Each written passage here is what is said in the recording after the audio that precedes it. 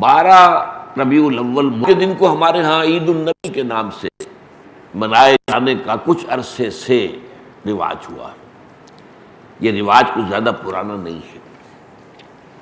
جہاں تک لفظ عید کا تعلق ہے، اس کا انطباق تو اس پر کوئی غلط نہیں ہے، صحیح ہے، اس لیے کہ لغوی طور پر عید کے معنی ہے بار بار لوٹ کر آنے والی شے یا خوشی، ہر سال آنے والی۔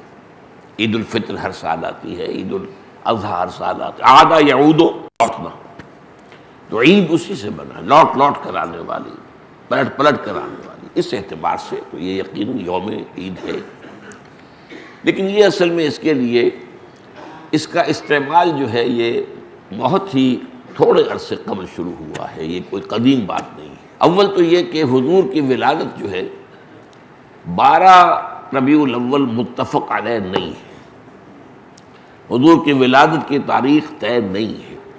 مہینہ تو طے ہے کہ ربیع الاول تھا، اس میں کسی شک و شبے کی گنجائش نہیں، لیکن تاریخ متفق علیہ نہیں ہے۔ بلکہ میرے نزدیک اس سلسلے میں قاضی سلیمان سلمان منصور پوری رحمۃ اللہ علیہ، جو ایک بڑی عظیم کتاب کے مصنف ہیں، اگرچہ وہ اتنی مشہور نہیں ہو سکی جتنے کہ مولانا شبلی کی رحمۃ للعالمین مشہور ہوئی ہے، لیکن بہت سے اعتبارات سے مولانا شبلی کی کتاب سے وہ بہت بڑھتر ہے، بہت اونچی ہے۔ اور یہ جو تھے قاضی سلیمان سلمان منصور پوری، یہ تقویمات کے بڑے ماہر تھے۔ گرگری کیلنڈر جو ہے، جو کرسچن کیلنڈر ہے، اس کو بھی خوب جانتے تھے، اور یہ جو قمری کیلنڈر ہے اس سے بھی خوب واقف تھے، ہندی کیلنڈر سے بھی پوری طرح واقف تھے، اسی طریقے سے یہودیوں کے کیلنڈر سے بھی پوری طرح واقف تھے۔ تو اس میدان میں ان کا خاص چونکہ ایک معاملہ تھا، تو انہوں نے طے کیا ہے یہ، اور میں اسی سے متفق ہوں، کہ حضور کی تاریخ پیدائش 9 ربیع الاول تھی۔ البتہ آپ کی تاریخ وفات متفق علیہ ہے 12 ربیع الاول۔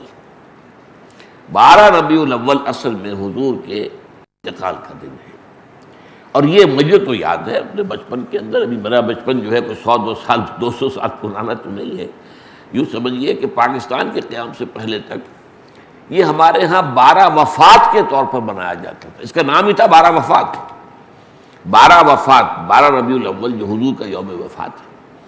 اس میں کوئی جشن کا تصور نہیں تھا، کوئی دھوم دھڑکا نہیں تھا، کوئی جلوس نہیں تھے۔ ہاں ضرور ہے کہ کبھی جلسے ہو جاتے تھے، کوئی میلاد کی محفلیں ہوتی تھیں، لیکن میلاد کی محفلیں جو ہیں وہ صرف یوم ولادت کو نہیں ہوتی تھی، وہ تو گویا کہ ہمارے ہاں کی ایک تہذیب کا ایک جز بن گیا تھا، خاص طور پر خواتین کے لیے، اور وہ تعلیم بالغہ کا ایک اچھا ذریعہ تھا۔ تو اس دن کیا کرتے تھے کہ کھانا پکا کر بڑے پیمانے پر غریبوں کو کھلایا جاتا تھا، بس یہ اس کی ایک جو تھی وہ صورت تھی۔ باقی یہ کہ اس کے علاوہ کوئی دھوم دھڑکا اور کوئی اس کو عید قرار دینا جو ہے وہ موجود نہیں تھا۔ اس اعتبار سے غور کیا جائے تو ہمارے لیے ان چیزوں میں سوچنے کا ایک ہے، مقام ہے کہ کچھ چیزیں، البتہ یہ کہا گیا ہے، میں اس پہ یقین سے نہیں کہہ سکتا، کہ اس کی جو ایجاد کی گئی ہے عید میلاد النبی کی حیثیت سے، ان کے موجد جو ہے مولانا احمد رضا خان بریلوی ہے۔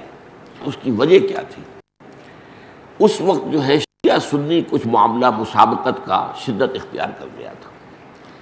انہوں نے محسوس کیا کہ یہ شیعوں نے جو یہ محرم اور اس کے تعزیوں کا معاملہ شروع کر رکھا، اس سے سنی عوام بھی بے انتہا متاثر ہوتے ہیں۔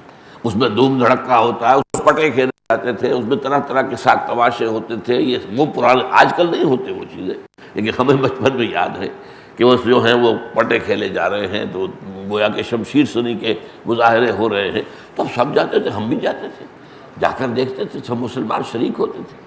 اب اس ضمن میں جو بھی کچھ بیان کیا جاتا تھا وہ اس کا ظاہر بات ہے کہ ہمارے ذہنوں پر، ہمارے تحت الشعور پر اثر پڑ رہا تھا۔ تو یہ جو ہے اس کا ایک مداوع کرنے کے لیے کہ اس کا علاج ہم سنی بھی کریں، تو کوئی ایسی ہی چیز ہونی چاہیے جو لوگوں کی دلچسپی کا ذریعہ بن جائے، موجب بن جائے، اور لوگ اس کے اندر ذوق در ذوق شریک ہوں۔ تو یہ میلاد النبی کے جلوس جو ہیں، ان کے موجد جو ہے مولانا احمد رضا خان بریلوی ہے۔ بہرحال یہ بات تو میں نے ایک ٹیکنیکل انداز سے آپ سے کہی ہے، بہرحال یہ دن خوشی کا دن ہے، ولادت کا دن ہے۔